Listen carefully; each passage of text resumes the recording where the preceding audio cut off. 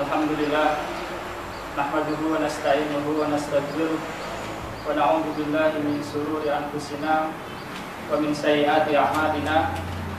May yahdihillahu fala mudilla lahu wa may yudlil fala hadiya lahu. Asyhadu an la ilaha illallah wahdahu la syarika lahu wa asyhadu anna Muhammadan abduhu wa rasuluh. Shalawatullahi wa salamuhu ala alihi wa ashabihi ajma'in wa man tabi'ahum bi ihsanin ila yaumiddin. Amma ba'd.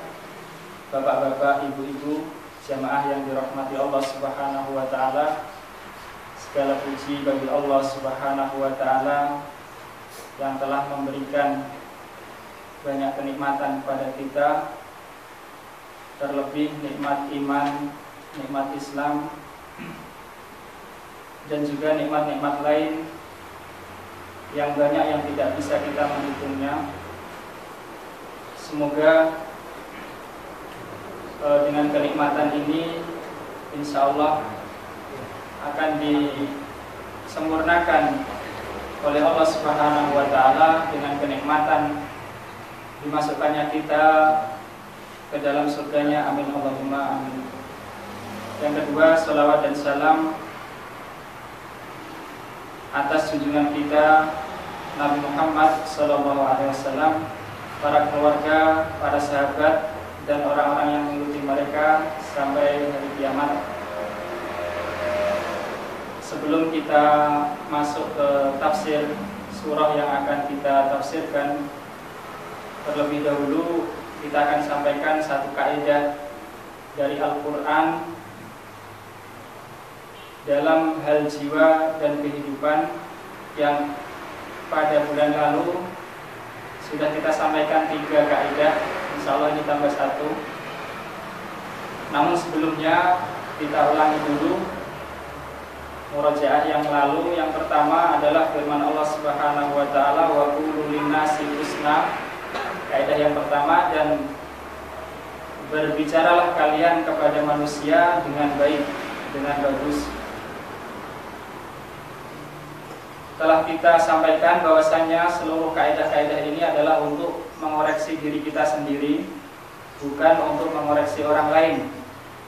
Dan juga telah kita sampaikan bahwasanya makna kaidah itu adalah hukum yang bersifat umum, tidak terbatas pada suatu waktu atau satu keadaan, namun berlaku umum. Sebagaimana kaidah berkata yang baik kepada manusia, maka sifatnya adalah umum, baik itu manusia mukmin ataupun kafir, orang yang dekat ataupun orang yang jauh. Allah memerintahkan kita untuk berbicara yang baik-baik. Dan banyak sekali disebutkan ayat-ayat tentang hal ini.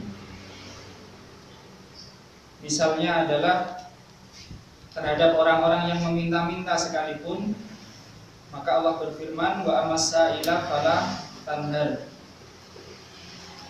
Dan terhadap orang-orang yang meminta-minta, janganlah kamu menghardiknya atau membentaknya. Kadang-kadang orang meminta-minta itu ada yang memaksa-maksa, ya, seperti memaksa. Pun begitu, kita diperintahkan oleh Allah Subhanahu wa taala agar berbicara yang baik. Kalau mau memberi, tafadhol silakan memberi, tapi kalau tidak, tetap berbicara yang baik. Juga firman Allah Subhanahu wa taala yang lain, wa qul lahum qawlan karima. Terhadap orang tua Allah memerintahkan, dan katakanlah kepada mereka berdua dengan perkataan yang mulia. Kadang-kadang orang itu semakin tua, ya, dan ini mungkin kenyataannya begitu di mana-mana, mungkin banyak bicaranya, banyak bicara, suka lupa. Nah, kalau sampai orang tua kita, keduanya atau salah satunya di sisi kita sampai tua, ya, sampai begitu, misalnya ya istilahnya orang tua, nenek-nenek, kakek-kakek, kadang suka memerintah yang macam-macam, ya.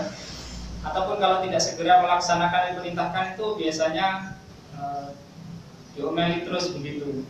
Namun Allah Subhanahu wa taala terlebih lagi terhadap orang tua memerintahkan agar kita berkata yang baik. Intinya Allah memerintahkan berkata yang baik kepada siapa saja. Dan kaidah yang kedua yang telah kita sampaikan adalah firman Allah Subhanahu wa taala, wa asa an takrahu syai'an wa huwa khairul lakum wa asa an tuhibbu syai'an wa huwa syarrul lakum. Dan boleh jadi kalian itu tidak menyukai sesuatu padahal itu baik bagi kalian. Dan boleh jadi kalian itu menyukai sesuatu padahal itu buruk bagi kalian. Juga firman Allah Subhanahu wa taala, fa in karihtumuhunna fa asa an takrahu syai'an wa yaj'alallahu fihi khairan katsira. Boleh jadi kalian tidak menyukai salah satu perangai dari istri-istri kalian, namun bisa jadi Allah Subhanahu wa taala menjadikan padanya kebaikan yang banyak kepada istri-istri kalian. Dan intinya dari kaidah ini adalah dalam perkara dunia dan perkara agama. Dalam perkara agama, kalau sudah itu diwajibkan Allah, diperintahkan oleh Allah, meskipun orang tidak suka, maka kita yakin itu adalah yang baik buat kita, yang baik buat hamba Allah Subhanahu wa taala. Kalau sudah dilarang, dicegah oleh Allah, oleh agama, meskipun orang itu suka, ya, jiwanya itu menyukai, namun tetap kita katakan itu buruk bagi dia, buruk bagi manusia. Adapun dalam perkara dunia, kadang-kadang seseorang itu punya keinginan, cita-cita, ya, sudah berusaha tidak teraih, maka ingatlah firman Allah, boleh jadi itu memang tidak baik bagi kita. Namun di lain sisi, mungkin kita dapat musibah, hal-hal yang tidak kita senangi menimpa kita, maka yakinlah bisa jadi itu adalah lebih baik bagi kita mendapatkan musibah dengan berbagai faedah yang sudah kita sebutkan. Dan kaidah yang ketiga yang telah kita sebutkan kemarin adalah firman Allah Ta'ala, wala tansawul fadla bainakum. Janganlah kalian melupakan kebaikan yang pernah terjadi antara kalian. Ya, jadi orang yang telah terpisah, ya, atau dia berpisah, atau bahkan lebih utama itu ketika masih bersama, hendaklah tidak mudah melupakan kebaikan orang lain. Meskipun kebersamaannya itu singkat, meskipun perpisahannya itu dilandasi dengan ketidaksenangan, tapi ingatlah dulu itu dia pernah berbuat baik kepada kita. Sekecil apapun, maka kita diperintahkan oleh Allah Subhanahu wa taala, wala tansawul fadla bainakum. Janganlah kalian melupakan kebaikan di antara kalian. Meskipun pisahnya itu dengan dasar tidak senang misalnya, atau kebersamaannya cuma sebentar, tapi ingatlah dia pernah berbuat baik kepada kita. Jangan mudah dilupakan.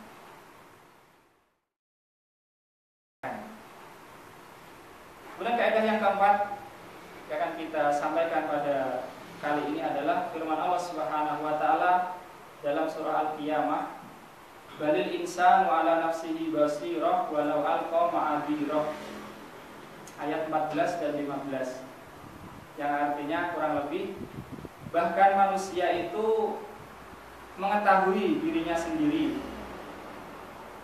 Manusia itu sangat mengetahui dirinya sendiri, walau alqa ma'adirah, meskipun dia mengemukakan alasan-alasannya. Bahkan manusia itu sangat mengetahui dirinya sendiri, apa yang ada pada dirinya, meskipun dia mengemukakan alasan-alasannya. Ayat ini difirmankan Allah Subhanahu wa taala dalam konteksnya pada hari kiamat. Orang-orang musyrik pada hari kiamat, mereka akan berusaha, atau orang kafir secara umum akan berusaha mencari udzur, mencari alasan untuk membenarkan kesyirikannya waktu di dunia, atau paling tidak dia mendapat udzur, ya, agar tidak disiksa oleh Allah Subhanahu wa taala, atau tidak dimasukkan ke neraka. Akan tetapi Allah berfirman, balil insanu ala nafsi basirah walau alqa ma'adirah. Manusia itu tahu apa yang ada pada dirinya meskipun dia mengemukakan alasan-alasan. Namun karena kaidah itu sifatnya umum dan ulama mengatakan ini adalah suatu kaidah untuk seseorang itu meneliti, memeriksa dirinya sendiri, maka kita berlakukan ayat ini juga secara umum. Tidak hanya keadaan orang-orang musyrik ketika atau orang-orang kafir ketika di akhirat. Yang maknanya secara ringkas adalah bahwasanya kadang-kadang manusia itu berusaha membenarkan dirinya sendiri, berusaha untuk membenarkan dirinya sendiri, meskipun dia tahu bahwa dia itu salah. Jajane dia ngerti nek dia ini keliru, nek karena alasan gengsi atau apa, dia mencoba jauh cari apa? Pembenaran. Inilah yang dimaksud dengan kaidah ini. Bahkan manusia itu mengetahui dirinya sendiri meskipun dia mengemukakan alasan-alasannya. Contoh lain misalnya seseorang yang sedang bersengketa dalam masalah harta dengan orang lain. Sebenarnya dia tahu ya, tanah itu bukan tanahnya misalnya. Tapi karena dia bisa lobby sana sini ya, mungkin yang sengketanya itu tidak tahu hukum, akhirnya dengan berbagai cara dimenangkan dia. Perebutan misalnya suatu harta atau suatu kekuasaan. Maka untuk yang semacam inilah kaidah ini. Jadi manusia itu mengetahui dirinya sendiri meskipun dia mengungkapkan alasan-alasannya. Dan keputusan hukum, keputusan hakim ya, keputusan hakim itu tidak bisa menghalalkan yang haram ya, tidak bisa menghalalkan yang haram. Kalau sebenarnya tanah itu bukan tanah dia ya, meskipun dia sudah mengajukan ke pengadilan dan akhirnya menang ya, tapi itu tidak bisa serta-merta menjadi halal ya, tetap haram, tetap haram. Jadi itu untuk peringatan dan juga sekaligus menjelaskan sifat asal atau salah satu sifat buruk manusia yang suka mencoba-coba mencari pembenaran, meskipun tahu bahwasanya dia itu salah, ya, bahwa dia itu salah. Maka hendaklah kaidah ini kita terapkan untuk diri kita sendiri. Sebelum kita itu bersengketa dengan saudara kita, sebelum kita itu ngayal itu dengan orang lain, kita lihat posisi kita, ya. Kita lihat posisi kita sudah benar tidak. Ya. Meskipun benar, bukan berarti terus boleh bersengketa, boleh ngayal. Tapi kalau seseorang, apalagi kalau seorang itu posisinya tidak mesti benar, dia dalam posisi salah, maka tidak boleh dia berusaha untuk membenarkan dirinya dengan alasan-alasan yang dibuat-buat atau karena dia bisa mencari alasan dan orang lain itu tidak bisa mengemukakan kebenarannya misalnya. Adapun penerapan-penerapan yang lain, misalnya seseorang yang telah mengetahui hukum suatu amalan dalam agama ya, hampir ijma para ulama misalnya, atau dalilnya sudah jelas, maka dia tidak boleh untuk meninggalkan atau menyelisih hal itu ya, dengan mencari-cari ilah, mencari-cari alasan dalam suatu hukum ya.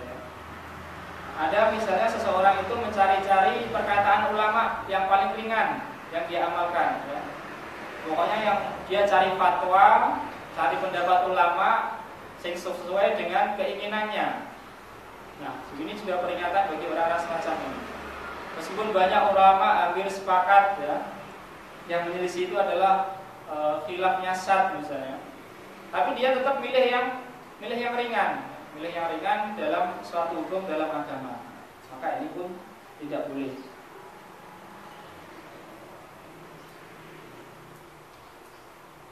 Kemudian juga termasuk penerapan dari kaidah ini, hendaklah seseorang itu sibuk dengan aibnya sendiri dan tidak sibuk dengan aib orang lain.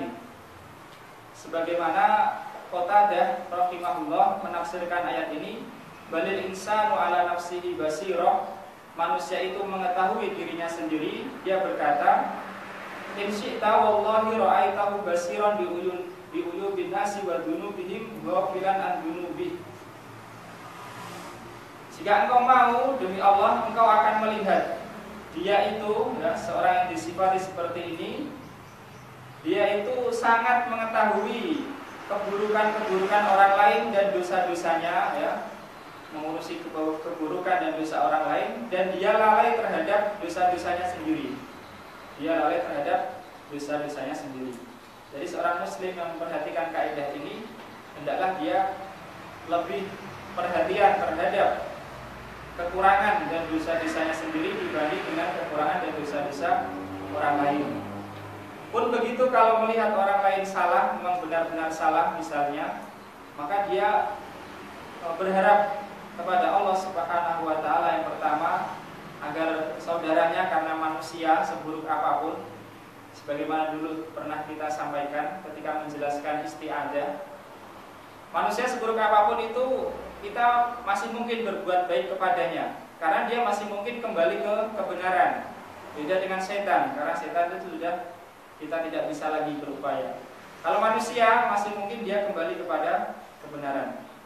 Jadi manusia hendaknya sangat perhatian terhadap aibnya sendiri, kesalahan-kesalahan sendiri, dan kalau melihat orang lain berbuat salah atau dosa, dia ingin agar saudaranya itu kembali lagi bertobat. Dan juga dia memohon kepada Allah Subhanahu wa taala agar hatinya diteguhkan, dikokohkan oleh Allah Subhanahu wa taala agar tidak menyimpang dari kebenaran yang telah diikuti dan telah disepakati oleh para ulama yang terdahulu maupun yang belakangan. Juga di antara penerapan kaidah ini, hendaklah seseorang itu tidak terpengaruh oleh pujian dan celaan. Manusia tidak terpengaruh oleh pujian dan celaan karena dia tahu dirinya sendiri ya. Mau dipuji orang setinggi apapun, dia mengetahui kalau dia itu memang banyak dosanya, banyak aibnya. Jadi tidak terlena dengan pujian orang lain. Nah, ada orang memuji sebaik apapun, dia lebih tahu tentang dirinya sendiri. Tidak boleh terpengaruh oleh pujian orang lain. Dan juga sebaliknya, mau dicela manusia seburuk apapun, maka dia tidak usah sedih. Tidak usah sedih, karena sebenarnya pujian atau celaan manusia itu tidak akan bermanfaat baginya. Dia lebih tahu apa yang ada pada dirinya sendiri dibanding orang lain.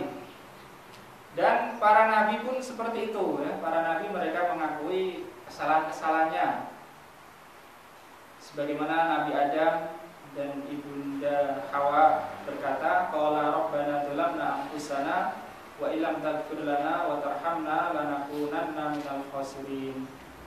Keduanya berkata, yaitu Nabi Adam dan Hawa, wahai Rabb kami telah mendolimi diri kami sendiri. Jika Engkau tidak memberikan ampunan kepada kami dan tidak merahmati kami, sungguh kami termasuk orang-orang yang rugi. Jadi faedahnya di sini adalah Nabi Adam dan Hawa mengakui kedoliman yang mereka lakukan terhadap dirinya sendiri, mereka berdua sendiri. Namun saya katakan kepada Bapak Ibu sekalian, Allah Subhanahu wa taala berfirman seperti itu ya. Jadi menjelaskan ataupun memfirmankan tentang kesalahannya Nabi Adam dan Hawa. Namun kita tidak boleh ya mencela Nabi Adam dan Hawa. Sebagaimana kita juga tidak boleh mencela orang tua kita sendiri kalau berbuat salah. Kadang-kadang anak melihat orang tuanya berbuat salah, tidak boleh mencela.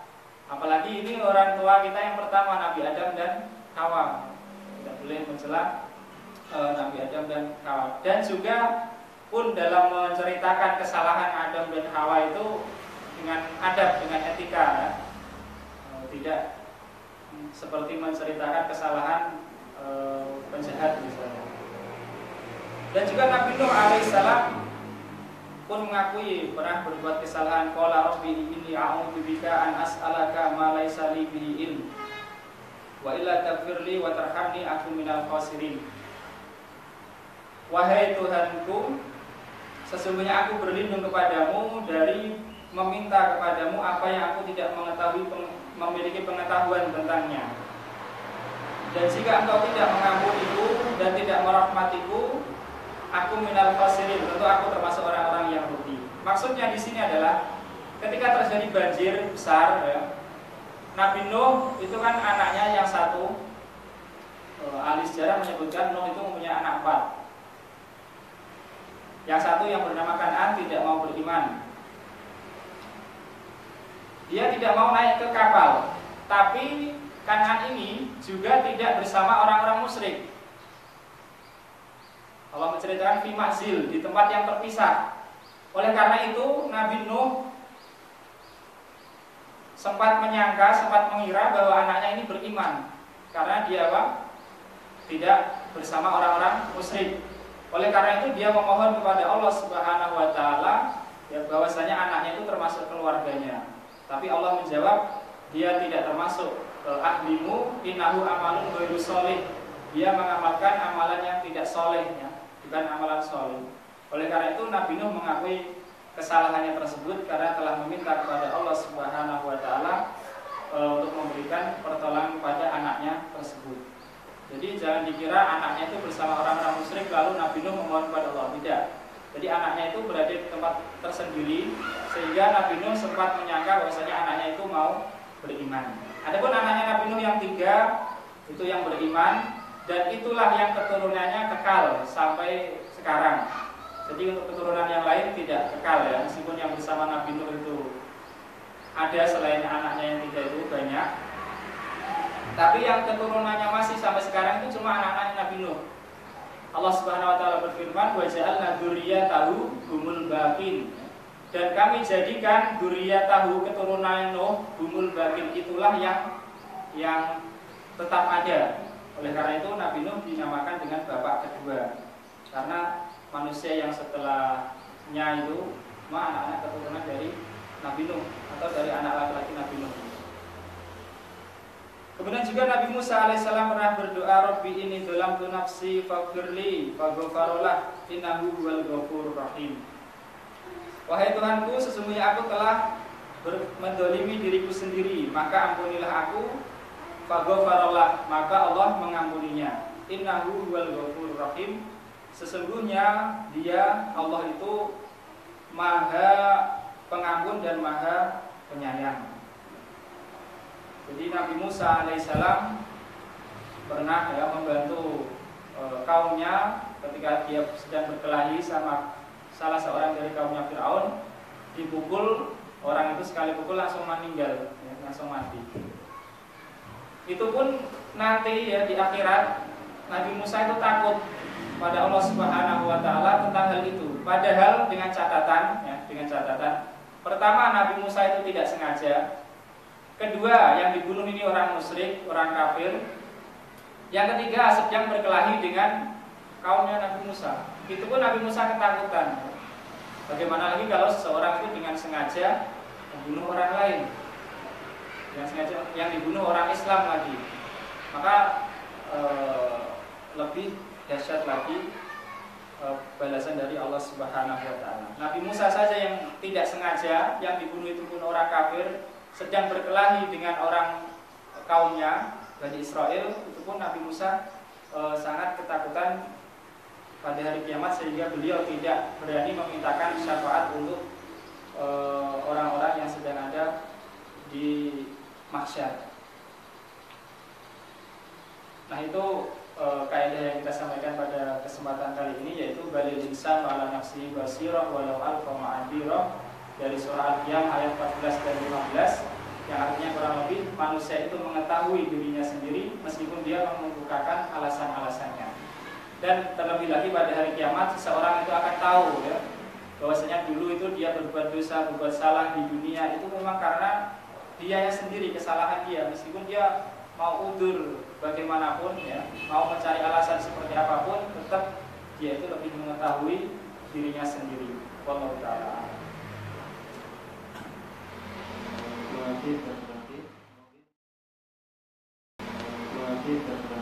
Mungkin dari bapak-bapak atau ibu ada yang bertanya tentang topik yang pertama ini, yaitu sesungguhnya manusia itu tahu akan dirinya sendiri meskipun manusia itu sering mengungkapkan alasan-alasannya.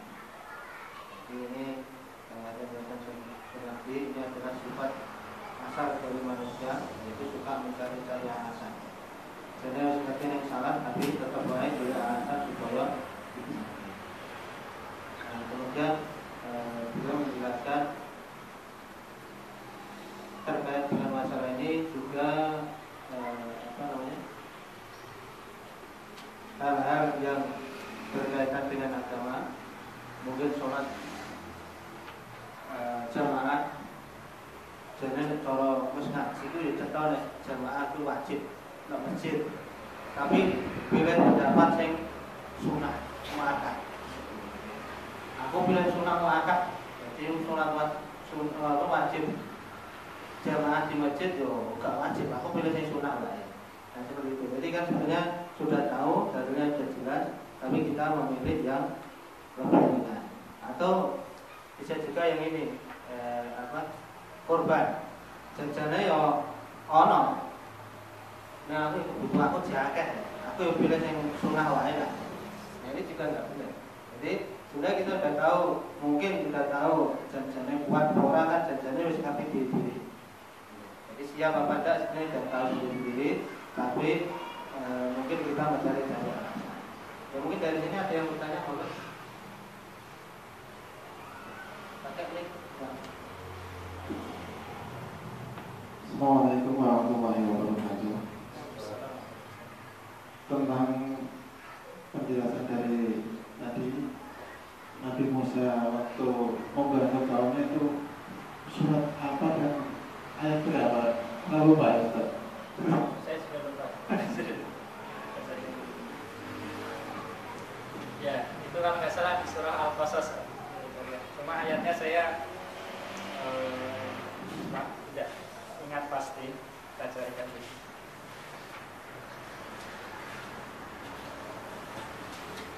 Tapi kalau kisah syafaatnya tidak ada di Al-Quran ya Pak.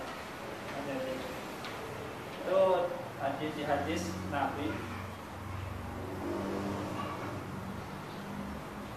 Al-Qasas. Surah ke-32.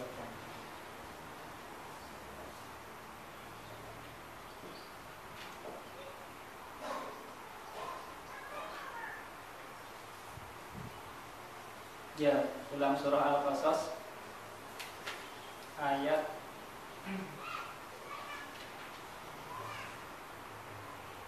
ke-15. Ketika itu diceritakan wa dakhala al-madinata ala hini ghaflatin min ahliha fawajada fiha rajulaini yaqtatilan. Nabi Musa diasuh oleh Firaun kan. Jadi ketika suatu waktu itu dia berjalan-jalan di kota. Berjalan di kota tapi dalam keadaan sepi. Namun kita tidak tahu kapan, karena ini kebiasaan dulu ya, kebiasaan Mesir waktu itu. Kota itu sepinya kapan? Apakah waktu pagi? Apakah waktu sore? Apakah waktu malam? Tidak jelas. Dan jelas keadaan sepi. Dia mendapati ada dua orang sedang berkelahi. Hadza min syi'ati wa hadza min aduwi. Ini dari golongannya dan ini dari musuhnya. Maka yang dari golongan itu minta tolong kepada Musa.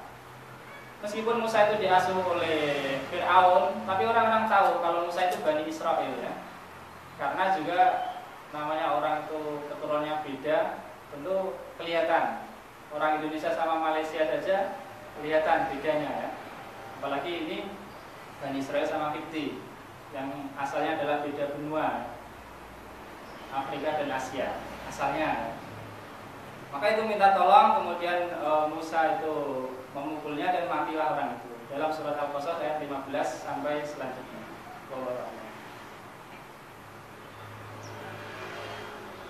Mungkin yang lain?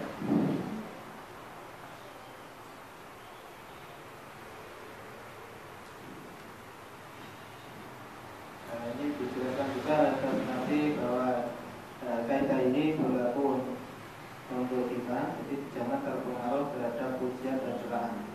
Jadi sebenarnya kita sudah tahu lah, kita dipuji orang ternyata kita tahu sebenarnya janjana aku orang yang menepui itu sudah tahu. Tapi nek dipuji menengahi, ya menengahi gitu. Tapi nek dicela langsung. Orang-orang aku padahal sebetulnya tahu lah. Ya mungkin saya seperti itu, mungkin nggak sedetail itu, mungkin nggak sejelas itu. Tapi mungkin ya seperti itu. Para kita sendiri ya mungkin orang benar ya. Tapi pembelaan kita luar biasa. Nah, jadi kalau dipuji menengahi, walaupun salah pujiannya, tapi nek dicela langsung membela luar biasa. Ya, itu mungkin bisa menjadi pelajaran bagi kita.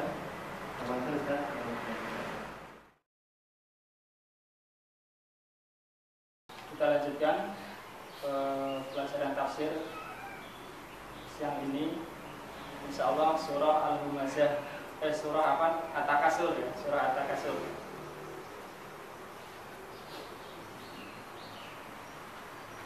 Imam Al-Alusi menukil pendapat ataupun perkataan dari Imam Al-Ghazali sebelum kita masuk ke tafsir tentang maksud-maksud Al-Quran. Jadi Imam Ghazali mengatakan atau menyatakan maksud ilmu atau pengetahuan yang diketahui dari Al-Quran itu ada 6. Jadi maksud yang kita ketahui atau yang akan kita ketahui dari Al-Quran itu ada 6. Dibagi lagi menjadi 2. 6 ini dibagi jadi 2. Salah satu muhimmah dan salah satu mutimmah. 3 hal itu yang terpenting dan 3 hal yang pelengkap. Jadi pengetahuan dari Al-Quran itu tidak keluar dari 6 hal ini. Yang pertama, 3 hal yang terpenting itu adalah yang pertama ta'riful mad'u ilaih, mengetahui apa yang diseru kepadanya, yaitu mengetahui tentang Allah Subhanahu wa Ta'ala. Jadi yang pertama mengetahui tentang Allah Subhanahu wa Ta'ala. Namun sayangnya sebagian kaum muslimin kalau melewati ataupun ketemu dengan ayat-ayat yang menjelaskan nama-nama atau sifat-sifat Allah Subhanahu wa Ta'ala, kadang-kadang mereka malah mentakwil. Padahal ini maksud yang pertama, maksud yang paling penting. Dikatakan Allah itu memiliki wajah, wa yabqa wajhu rabbika dzul jalali wal ikram, dan tetap kekal wajah Tuhanmu yang mempunyai kebesaran dan kemuliaan. Ada yang tidak mau, tidak, Allah tidak memiliki wajah. Maksud wajah itu adalah kemuliaan atau kebesaran. Maka ini sesuatu yang menyimpang. Kenapa? Karena Allah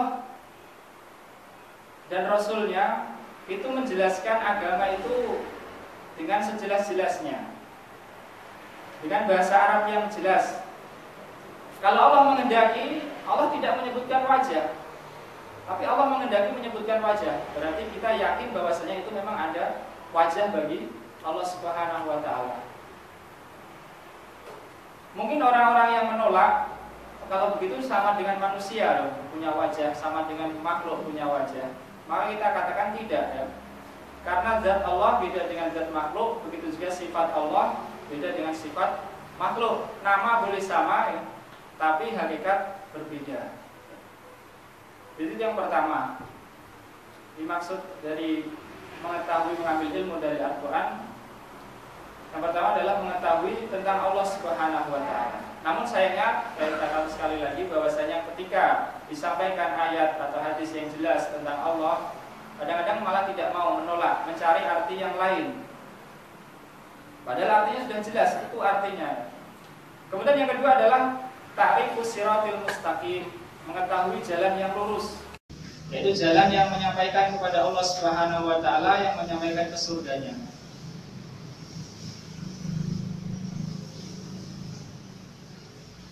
Kalau orang-orang kafir, orang-orang musyrik tidak mau mengikuti jalan yang lurus yang disampaikan oleh Nabi Muhammad SAW, mungkin karena mereka tidak beriman. Tapi ada sebagian orang Muslim tidak mau mengikuti jalan yang lurus yang disampaikan oleh Nabi Muhammad SAW, mungkin karena mereka tidak beriman. Tapi ada sebagian orang Muslim yang justru dia juga tidak menerima, ya, tidak taslim dengan apa-apa yang diajarkan oleh Nabi Muhammad SAW. Padahal itu yang disampaikan Al-Quran, padahal itu yang disampaikan Nabi SAW. Berusaha menghindar atau berusaha mentakwilkan, memalingkan dari petunjuk Allah dan petunjuk Nabi SAW dengan berbagai alasan, atau karena bercanda misalnya, maka ini pun tidak boleh. Kemudian yang ketiga adalah mengetahui al-ta'riful hal inda ruju' ilahi azza wa jalla. Al-Quran itu juga menjelaskan tentang keadaan makhluk ketika kembali kepadanya, yaitu ketika kembali kepada Allah Subhanahu wa Ta'ala. Jadi ini tiga hal yang paling penting yang diketahui manusia atau kaum muslimin dari Al-Quran. mengetahui tentang Allah Subhanahu wa taala, mengetahui jalan yang lurus, ya. Dan yang ketiga adalah mengetahui keadaan saat kembali nanti, ya. Tentu kita semua paham bahwasanya paling akhir, ya, yang tidak ada sesudah itu adalah surga dan neraka. Dan sebelum itu ada peristiwa-peristiwa yang mendahuluinya. Dan Al-Quran telah menjelaskan secara gamblang, secara jelas tentang hal-hal ini. Kemudian kata beliau lagi, atau beliau rahimahullah, salah satu mutimah, 3 hal yang pelengkap juga, yang juga disebutkan oleh Al-Quran. Yang pertama adalah ta'rifu aqwalil muti'in, yaitu Al-Quran menjelaskan tentang keadaan-keadaan orang yang taat. Jadi Al-Quran menjelaskan keadaan orang-orang yang taat.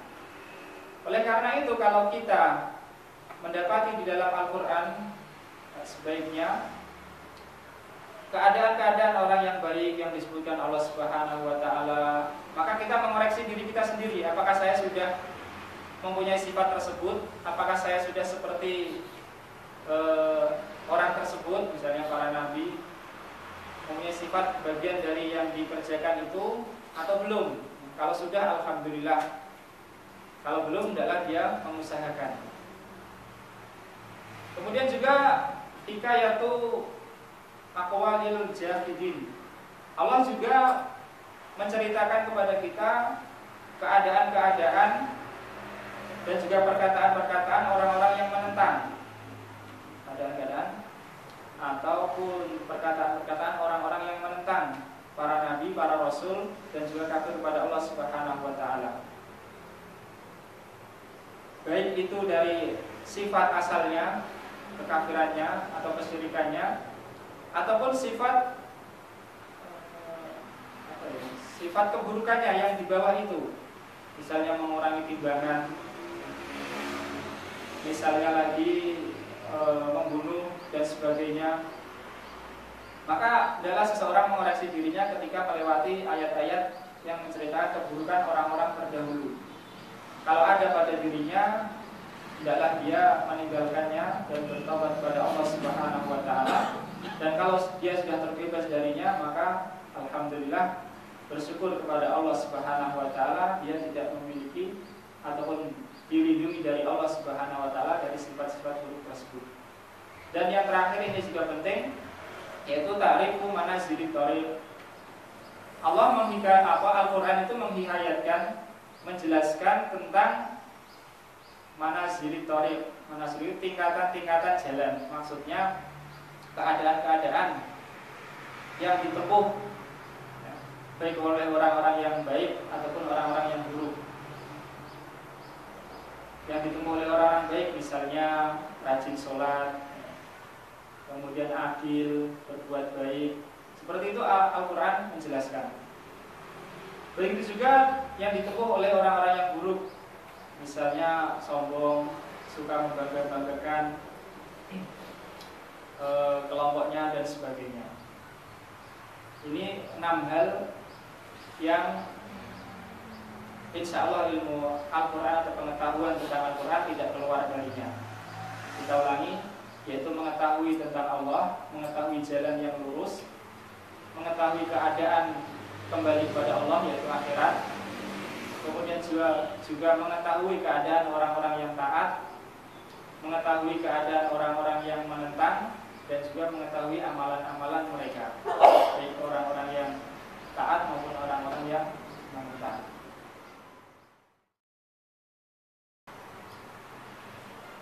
Adapun selanjutnya adalah tafsir surah At-Takasur. Surah ini para ulama berselisih pendapat, berbeda pendapat. Kebanyakan ulama mengatakan Makkiyah, turun sebelum hijrah. Namun ada juga yang mengatakan Madaniyah, turun setelah hijrah. Namun jumlah ayatnya tidak ada perselisihan, 8 ayat. Allah berfirman, Bismillahirrahmanirrahim, Alhaakumut takasur hatta zurtumul maqabir. Alha artinya melalaikan. Kum kalian atakasur saling berbanyak-banyakan. Berbanyak-banyakan itu telah melalaikan kalian, artinya saingan. Manusia itu kadang ada persaingan sampai melalaikan dari apa? Dari taatan kepada Allah Subhanahu wa taala. Hatta zurtumul maqabir. Bukan hanya itu, bahkan persaingan tersebut sampai mati. Sampai mati. Sampai kalian menziarahi maqabir, kuburan-kuburan.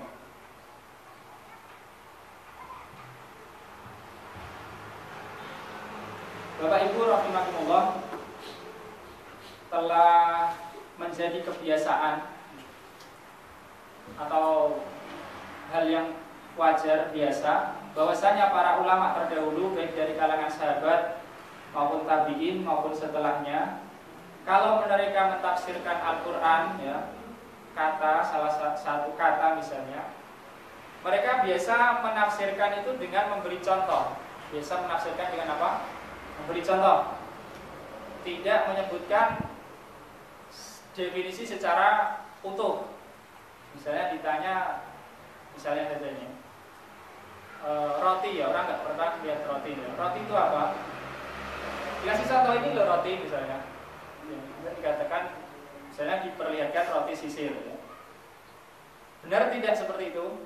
Benar ya, memang betul itu roti ya. Tapi itu bukan definisi yang utuh.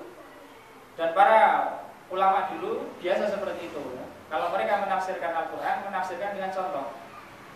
Oleh karena itu, kalau seseorang itu diberi taufik oleh Allah Subhanahu wa taala mengumpulkan dari berbagai perkataan para ulama tafsir dalam menafsirkan Al-Quran, maka itulah yang paling baik sehingga dia bisa mengambil kesimpulan. Berkata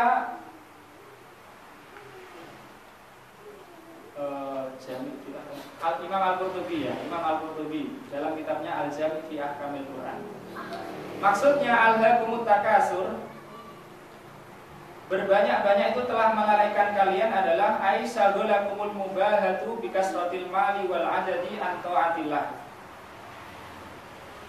Persaingan dalam banyaknya harta dan jumlah itu telah membuat kalian lalai dari ketaatan kepada Allah. Jadi persaingan berbanyak-banyakan harta dan jumlah itu telah membuat kalian lalai dari ketaatan kepada Allah. Hatta zurtumul maqabir, sampai kalian menziarahi kubur, maksudnya adalah hatta mutmitum wa dufintum fil maqabir. Sampai kalian itu meninggal. Artinya keadaan kalian sampai meninggal pun masih tetap apa? Berbanyak-banyakan saingan dalam banyaknya harta, banyaknya anak, banyaknya jumlah, sampai kalian itu meninggal. Berkata Syekh Utsaimin rahimahullah, hadhihi jumlatun khabariyah yukhbirullahu azza wa jalla biha al-ibad mukhatiban lahum. Kalimat ini adalah kalimat khabariyah, artinya yang mengabarkan sesuai kenyataan. Mengabarkan sesuai kenyataan. Keadaan kalian itu memang berbangga-bangga, berbanyak-banyak dalam harta dan anak. Makna alhaakum, makna melalaikan kalian adalah bersaing dalam banyaknya harta itu telah menyibukkan kalian sampai kalian lalai terhadap apa yang lebih penting. Sampai kalian lalai terhadap apa yang lebih penting, yang berupa zikir kepada Allah, melaksanakan ketaatan. Dan saya menjelaskan juga wal kitab guna li jamil ummah. Dan yang dimaksud di sini adalah seluruh umat, bukan hanya orang kafir. Orang mukmin pun termasuk juga. Biasa berbanyak-banyakan dalam harta, dalam jumlah. Kalaupun tidak saingan dengan orang lain, dia saingan dengan zamannya sendiri ya. Saingan dengan apa? Zaman. Apa artinya saingan dengan zaman? Ya pokoknya dia ikut zaman, dia ikut arus zaman. Misalnya umumnya orang itu punya ini, ya saya harus punya ini dong. Padahal dia masih bisa hidup meskipun tidak tidak seperti keumuman orang. Dan sifat manusia sejak kecil atau sejak muda, sejak dia bisa berpikir, memang seperti itu. Allah Subhanahu wa taala berfirman, "Innamal hayatud dunya la'ibu wa lahu wa zinatu wa tafakhurun bainakum wa takasurun fil amwali wal aulad." Sesungguhnya kehidupan dunia itu adalah la'ibun, permainan, walahun, permainan juga, tapi ada bedanya. Dijelaskan bahwasanya beda antara laibun dan lahun. Laibun itu permainan yang tidak ada aturannya, seperti anak kecil, ya. Anak-anak kita usia 2 tahun, 3 tahun, mereka main itu tidak pakai aturan. Misalnya butuh main apa, main pasir, ya. Main tanah. Tapi kalau besar sedikit, ya, sekitar 7 tahun, mulailah permainan itu ada aturannya, ya. Misalnya main ada grup, ada tim, ada menang kalah, pun ada aturannya. Itu juga permainan dan melalaikan itu anak kecil. Besar lagi, watafakurum bainakum, saling berbangga antara kalian. Kalau tadi permainan tidak ada bangga-banggaan, ya, anak kecil. Sekarang kalau semakin besar dikit, remaja misalnya, saling berbangga-bangga. Mungkin ini berbangga dengan kelompoknya, ini berbangga dengan gengnya misalnya, atau dengan teman-temannya. Begitu dia sangat bangga, sehingga tidak menutup kemungkinan bersaing, saling membanggakan diri di antara mereka. Kemudian kalau menginjak tua, ya, dia berbanyak-banyakan dalam jumlah harta dan anak. Sampai kapan? Sampai meninggal. Tidak ada selesainya, ya, kalau menuruti seperti itu. Orang yang tua, ya, kita dapati mungkin sebagian di antara mereka, waliyadzubillah, suka membanggakan anaknya yang sudah menjadi pejabat misalnya, atau yang sudah sukses, sudah jadi orang kaya, atau cucunya kalau enggak anaknya, atau tidak mengganggakan tapi menghina orang lain, ya, meremehkan orang lain. Itu sama saja, ya, dengan secara tidak langsung membanggakan anak dan keluarganya. Begitu juga mungkin menceritakan tentang hartanya yang banyak, ya, membanggakan, kemudian juga pilih-pilih kalau bergaul itu dicari orang-orang yang dia sukai, yang dia senangi, yang hartanya banyak. Sampai kapan? Ya, sampai meninggal. Oleh karena itu, ini kabar dari Allah Subhanahu wa taala juga bermakna ancaman, peringatan. Hatta zurtumul maqabir, sampai kalian mengunjungi kuburan-kuburan. Namun sebelumnya di sana ada perkataan lain. Qala Qatadah berkata, alhaakumut takasur, berbanyak-banyak telah melalaikan kalian. Maksudnya adalah at-tafakhur bil qabail wal asyair, yaitu berbangga-bangga dengan kabilah-kabilah dan keluarga. Dan sekarang atau sejak dulu masih ada seperti itu. Orang itu membanggakan kabilahnya. Abu Jahal diriwayatkan tidak mau beriman kepada Nabi Muhammad SAW, karena kalau dia mengakui Muhammad itu Nabi, ya sudah, Bani Makhzum kalah dengan Bani Hashim, ya, karena selama ini mereka saingan. Bani Hashim memberi minum orang haji, Bani Makhzum juga. Mereka menolong orang miskin, sama. Nah, tapi kalau mengakui kalau dari Bani Hashim itu ada Nabi, Bani Makhzum ya kalah, apa yang mau dipersaingkan. Sampai seperti itu. Bahkan orang-orang Yahudi ini juga salah satu perkataan. Ayat ini, ya, ada yang mengatakan turun berkenaan dengan orang-orang Yahudi. Perkataan Qatadah dan Muqatil dan selain keduanya, nazalat fil Yahudi hina qalu nahnu aksaru min bani fulan wa banu fulan aksar min bani fulan. Alhaakum dzalik hatta matu dulalan. Orang-orang Yahudi berbangga-bangga, kami lebih banyak jumlahnya dari Bani Fulan. Bani Fulan lebih banyak dari Bani Fulan. Hal itu membuat mereka lalai sampai mereka semua mati dalam keadaan sesat.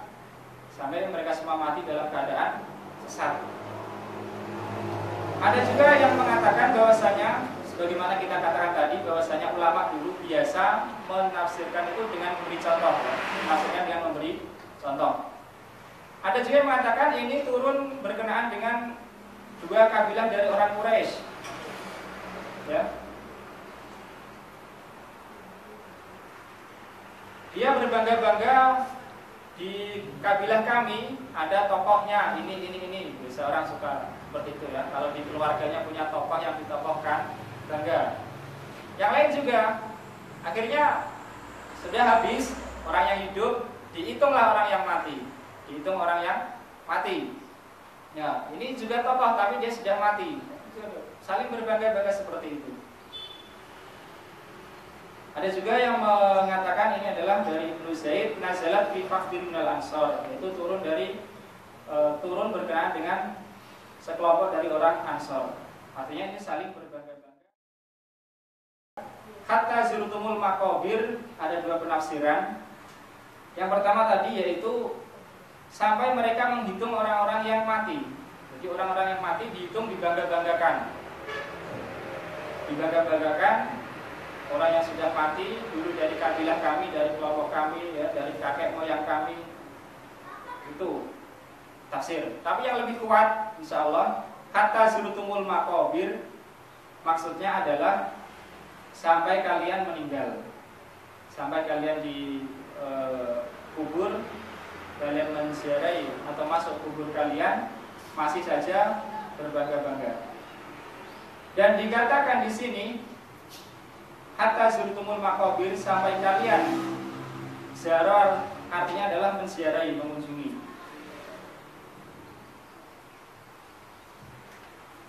Yaitu hatta atakumul maut, sampai datang kematian kepada kalian dan kalian itu menjadi ahli kubur. Namun kalian di dalam kuburan itu sebagai zuwaron, sebagai orang-orang yang mau berkunjung saja. Tarji'una minha karuju'i zair ila manzilihi min jannatin aw narin. Sampai nanti ya, kalian akan kembali dari kuburan-kuburan itu sebagaimana kembalinya orang yang mengunjungi, sebagaimana kembalinya orang yang berkunjung ke rumah mereka. Tapi kalau orang mati sudah selesai dari kubur, nanti mereka kembali bukan ke rumahnya. Tempatnya itu adalah min jannatin aw narin. Boleh jadi di surga atau di neraka. Dan dikatakan orang Arab dulu biasa mengatakan bagi orang yang meninggal itu adalah qad zara qabrahu, dia telah mengunjungi kuburnya. Artinya kuburnya sendiri. Kalau orang mengunjungi kuburnya sendiri berarti dia sudah mati ya. Kalau mengunjungi kuburan orang lain berarti dia masih hidup. Mengunjungi kuburnya berarti dia sudah mati. Jadi orang mati dinamakan mengunjungi kuburnya karena dia akan kembali dari kuburnya tersebut, tidak kekal selamanya di situ. Oleh karena itu kesalahan sebagian orang, dan saya harap orang Muslim itu tidak mengatakannya. Kalau orang mati dikatakan sudah kembali ke peristirahatannya yang terakhir ya, padahal itu bukan terakhir, itu salah ya. Dia belum kembali ke tempat peristirahatannya yang terakhir, itu belum terakhir di alam kubur. Makanya kita kaum muslimin kalau sudah tahu jangan ikut seperti itu ya. Dia sudah kembali ke tempat peristirahatan yang terakhir. Bukan, karena di alam kubur itu bukan terakhir. Besok dia akan keluar dari situ. Tempatnya mungkin surga atau mungkin neraka. Namun Ibnul Arabi Al-Maliki beliau merajihkan bahwasanya surah ini Madaniyah, artinya turun di Madinah. Dasarnya adalah hadis yang dikeluarkan oleh Imam Bukhari dari Muslim, dari Mutarrif bin, dari bapaknya, dia mengatakan, saya datang kepada Nabi SAW. Nabi itu ketika itu sedang membaca surah Al-Hakumut Takasur. Berbanyak-banyak itu telah melalaikan kalian. Dia mengatakan, atau Nabi bersabda, yaqulu ibnu Adam mali mali. Anak Adam, manusia itu akan mengatakan, hartaku, hartaku. Nabi melanjutkan, wahalla kaya ibnu Adam min malika illa, wahai anak Adam, apakah ada bagi kamu harta itu kecuali ma akal tafafnaita, apa yang kau makan sampai kau habiskan, au labista fa ablaita, atau engkau pakai sampai usang, yaitu makanan yang dimakan atau pakaian dipakai sampai usang, sampai lusuh, au tasaddaqta fa amdoita, atau harta yang kamu sedekahkan sampai kamu jadikan dia berlalu, dan dalam riwayat lain fa aqnaita, kamu teruskan. Disebutkan, sebagian ulama menyebutkan kenapa dinamakan sedekah itu meneruskan harta ataupun mendahulukan harta, karena dia akan menjadi imam atau pemimpinnya besok pada hari kiamat, harta yang disedekahkan tersebut. Wallahu ta'ala alam. Nabi melanjutkan, dan ini juga hadis riwayat Imam Muslim dari Abu Hurairah, ada tambahannya, yaitu wa ma siwadzalika fadahibun wa tarikuhu linnas. Adapun yang selain tiga hal tadi, harta yang selain dimakan sampai habis, kemudian dipakai sampai usang, kemudian disedekahkan sampai berlalu atau sampai mendapat pahala yang besok hari kiamat, dan selain itu, harta yang selain itu fadahibun, maka bisa jadi harta itu akan pergi selagi orangnya masih hidup, hartanya akan pergi. Atau watarikuhu linnas, atau dia yang meninggal dan dia meninggalkan harta itu untuk manusia. Jadi itu hakikat dari harta manusia yang sebenarnya. Kalau kita punya simpanan harta, maka itu memang harta kita ya, secara kepemilikan, dan Islam mengakui itu ya. Namun yang sebenarnya secara hakikatnya belum tentu ya, belum tentu jadi milik kita, belum tentu bermanfaat bagi kita sebelum dimakan sampai habis atau dipakai sampai usang atau disedekahkan.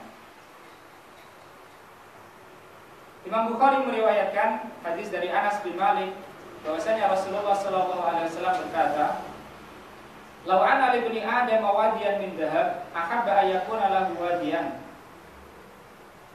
Kalau, dan ini adalah dasar dari Ibnu Arabi tadi yang mengatakan bahwa surah ini Madaniyah, karena perawinya ini adalah Anas bin Malik, pembantu Rasulullah SAW selama 10 tahun, dan dia Ansor.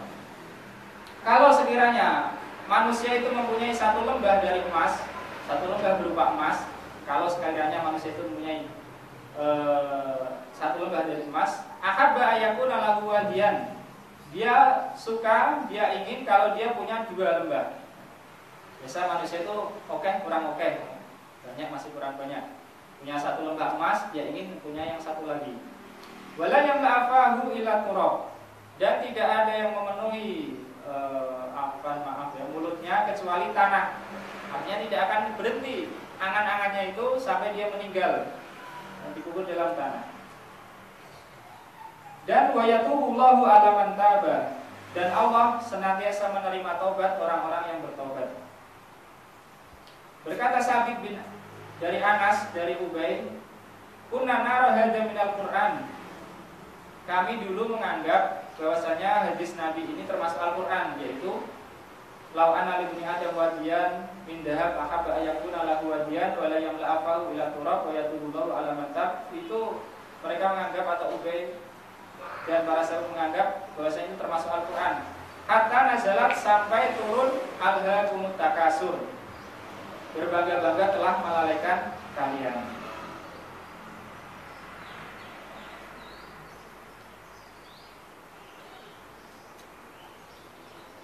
Jadi itu tafsiran dari 2 ayat yang pertama, alhaakumut takasur, berbanyak-banyak telah melalaikan kalian, berbanyak-banyak dalam segala hal. Ya, sebagaimana disebutkan oleh Syekh Utsaimin, bahwa yasmul takasura, dia mencakup berbanyak-banyak dalam harta, dalam qabilah, kemudian dalam kedudukan juga, kemudian juga berbanyak-banyak dalam hal ilmu dan yang lain sebagainya, sampai hal itu melalaikan dari ketaatan kepada Allah Subhanahu wa taala. Sebagaimana tadi Abu Jahal tidak mau masuk Islam, mau beriman pada Nabi Muhammad SAW, bahwasanya Bani Makhzum sudah gak bisa nyanyi Bani Hashim. Begitu juga orang-orang Yahudi yang disebutkan, mereka gengsi. Bahkan mungkin sampai ada orang zaman sekarang sudah terlanjur besar ya, kemudian punya kedudukan, gengsi ya, mau merubah pendapatnya, sampai seperti itu. Maka ini adalah peringatan bagi kita, sebagaimana tafsiran yang ketiga, kata zurtumul maqabir ini adalah Imam Al-Qurtubi mengatakan hada wa'idun, ini adalah ancaman, ya, ancaman. Karena kalau kalian berbangga-bangga terus, ya, sampai nanti kalian akan masuk ke kubur, kata tuzul kubur, fatarau ma yanzilu bikum min adabillahi azza wa jalla. Kalian akan melihat apa yang akan menimpa kalian dari adab Allah azza wa jalla. Kemudian juga kata maqabir dalam Al-Quran hanya ada satu, yaitu dalam surah ini, surah At-Takasur.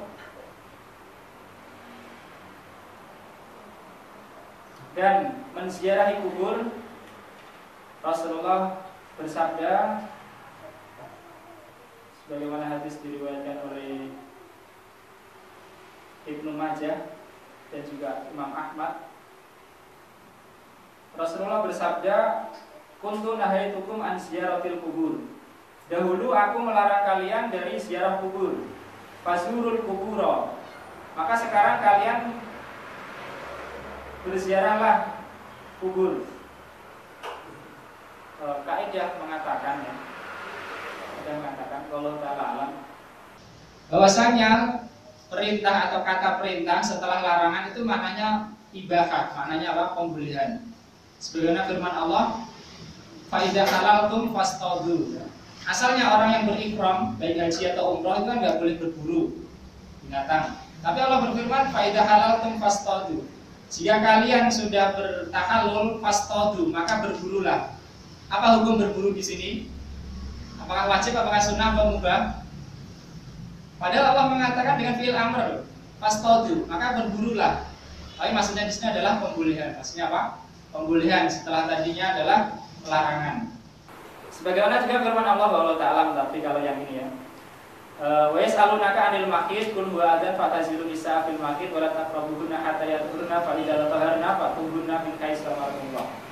Mereka bertanya kepadamu tentang haid, katakanlah haid itu adalah suatu ada gangguan, maka janganlah kamu mendekati wanita ketika dia, janganlah mendatangi wanita ketika dia sedang haid, hatta yatahurna, sampai mereka suci. Faidah tatoharna, jika mereka telah suci, fatuhunna, ini juga fi'il amr, kata perintah, maka datangilah mereka. Tapi maksudnya apakah ini wajib karena diperintahkan, atau sunnah, atau hanya mubah, pembolehan? Asalnya adalah pembolehan, karena apa? Karena sebelumnya ada larangan. Begitu juga sabda Nabi ini. Dulu saya melarang kalian berziarah kubur, maka sekarang berziarahlah. Artinya sekarang boleh, dulu dilarang.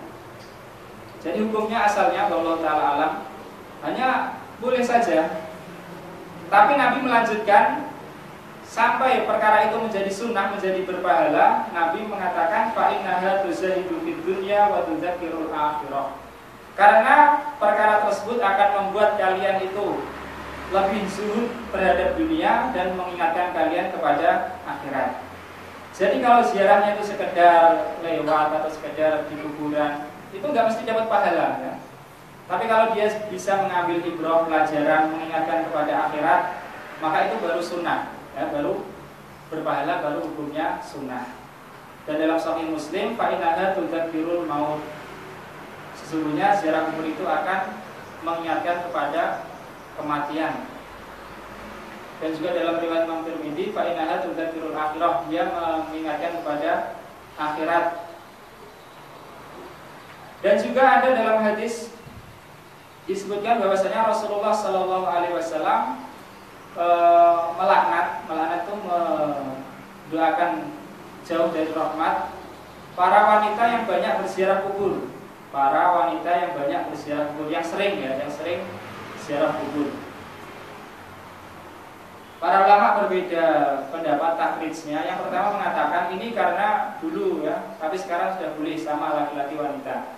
Ada yang mengatakan wanita tetap dilarang sering-sering ziarah kubur, karena likilati sabrihinna wa kasrati jazaihinna.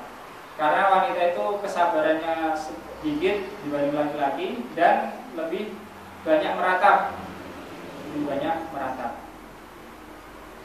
Adapun Imam Al-Qurtubi mengatakan ziaratul kubur lirijali mutafaqun alaihi indal ulama. Ziarah kubur bagi laki-laki itu adalah sesuatu yang disepakati menurut para ulama, yaitu disepakati kebolehannya, bahkan bisa menjadi sunnah berpahala. Mukhtalafun fihi linnisa, diperselisihkan bagi perempuan. Adapun jika perempuan itu masih muda, maka ini sebenarnya tidak disukai. Dia banyak ziarah kubur atau dia ziarah kubur. Adapun kalau wanita itu sudah tua, ya, maka boleh. Dan baik yang tadi ya, yang muda pun yang tua, ya, baik yang boleh ataupun yang sebenarnya tidak disukai, itu disyaratkan idan faradna bil khuruj anir rijal. Jika ketika keluar ke kubur itu tidak bercampur dengan laki-laki, tidak bercampur dengan para laki-laki, tidak bertemu dengan para laki-laki. Wala ikhtalafu fi hadza insyaallah. Imam Al-Qurtubi mengatakan, dan ini tidak diperselisihkan insyaallah.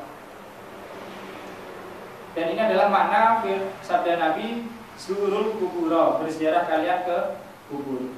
Adapun ketika tempat-tempat atau waktu-waktu itu ditakutkan, dikhawatirkan terjadi fitnah karena berkumpulnya laki-laki dan perempuan, fala yahillu wala yajuz, maka tidak halal dan tidak boleh. Jadi bagi wanita kalau ziarah kubur tidak boleh ketika waktu atau keadaan yang di sana ada para laki-laki. Imam Qurtubi menyebutkan, maka bagaimana seandainya para laki-laki itu keluar untuk berziarah kubur, maksudnya itu mengambil ibrah supaya ingat mati, supaya taat kepada Allah Subhanahu wa taala, lebih semangat. Kemudian pandangannya itu tertuju ataupun tidak sengaja jatuh kepada seorang wanita sehingga dia menjadi terfitnah. Dan begitu juga sebaliknya, wanita tersebut yang keluar untuk ziarah kubur ketemu laki-laki atau di kubur itu banyak laki-laki, akhirnya jadi terfitnah. Maka semuanya itu kembali ke rumah, bukan dapat pahala tapi malah dapat dosa. Wallahu a'lam. Kemudian perkara selanjutnya adalah bahwasanya ulama memang wasiatkan bagi orang yang hatinya itu mendapatkan kekerasan dalam 3 hal. Mewasiatkan 3 hal supaya melunakkan hati. Maksudnya ini yang terkait dengan kubur dan kematian. Yang pertama mengingat akhirat, ya. Mengingat akhirat. Disebutkan dalam hadis itu mengingat akhirat atau mengingat mati apa? Mengingat mati, ya. Ingat mati. Ayub siro min dzikri hadhimil ladzat, memperbanyak ingat yang menghilangkan kenikmatan dunia, yaitu kematian. Ya, kematian itu kita ketahui menghilangkan kenikmatan dunia bagi seseorang, memisahkannya dari orang lain, membuat anaknya menjadi yatim.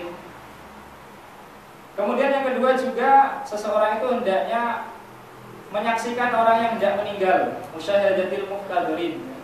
Kalau ada orang yang meninggal, dia menyaksikan, maka itu akan melembutkan hati, melunakkan hatinya. Namun tentu yang kedua ini tidak mesti seseorang bisa melaksanakan setiap waktu. Karena tidak mesti, ya, tidak ngepasi gitu, ya. Ada orang mau meninggal, kita berkesempatan untuk menyaksikan. Dan juga tidak mesti tiap hari itu ada orang yang hendak meninggal di sekitar kita. Dan yang ketiga adalah banyak ziarah kubur, mengingat yang ada di alam kubur, yang di dalam, ya, orang-orang yang umum, bukan para nabi. Hendaknya mengambil pelajaran. Dulu dia hidup di dunia, ya, tersenyum, kemudian beraktivitas, sekarang menjadi mayit. Dulu badannya itu kuat, gagah, sekarang Allah Ta'ala sudah dimakan tanah. Lisannya dulu yang tersenyum, sekarang mungkin sudah dimakan ulat. Atau mungkin dagingnya sekarang sudah hancur, dan seterusnya. Matanya yang dulu bisa melihat, dan sebagainya, dan seterusnya. Nah, itu tafsir dari ayat pertama dan kedua. Dan sebagian hukum yang kita ambil, alhaakumut takasur hatta zurtumul maqabir, berbanyak-banyak itu telah melalaikan kalian sampai kalian menziarahi kuburan. Maksudnya adalah mati. Disebutkan menziarahi karena orang yang mati itu akan kembali lagi dari kuburnya dan menuju tempatnya yang terakhir, yaitu surga atau neraka. Jadi orang mati itu belum kembali ke tempat peristirahatannya yang terakhir sebagaimana banyak disebutkan orang. Allah Taala. Terima kasih Pak.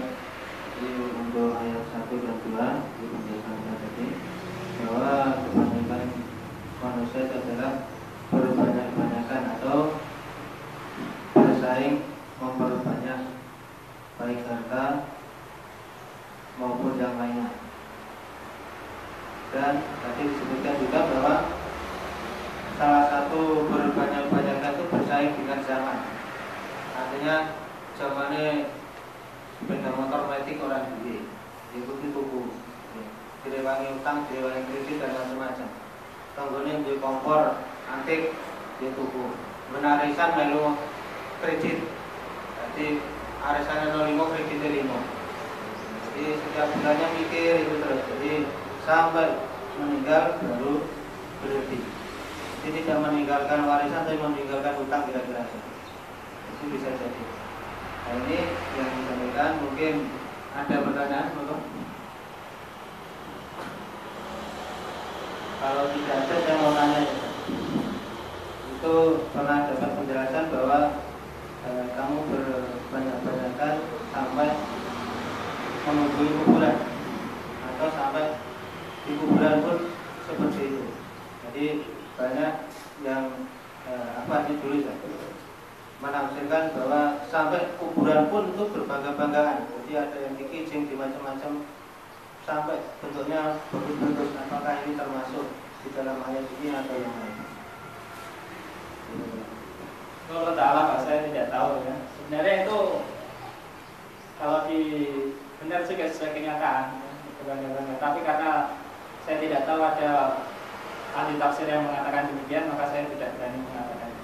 Yang jelas memang kenyataan begitu. Harusnya orang kalau di kuburan itu kan mengingat mati ya, ziarah. Tapi betapa banyak orang di kuburan itu masih kayak gitu berbangga-bangga membicarakan harta ataupun berbangga-bangga dalam hal kuburannya sendiri ya.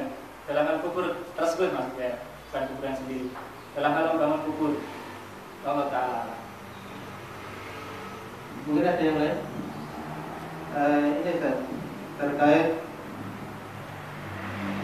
mengunjungi kuburan atau ziarah.